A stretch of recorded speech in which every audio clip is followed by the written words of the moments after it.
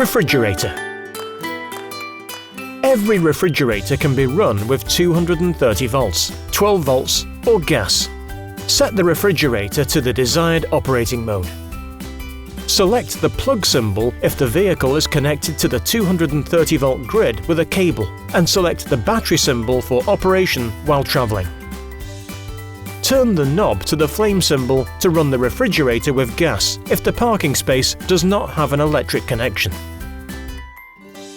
There is a separate rotary knob for gas operation.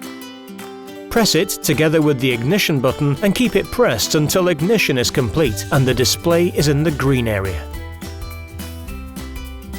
The van's slimline refrigerator operates based on current-controlled compressor technology. Follow the instructions on the label if you want to remove the refrigerator's freezer compartment. Always make sure that the refrigerator door is well closed when driving.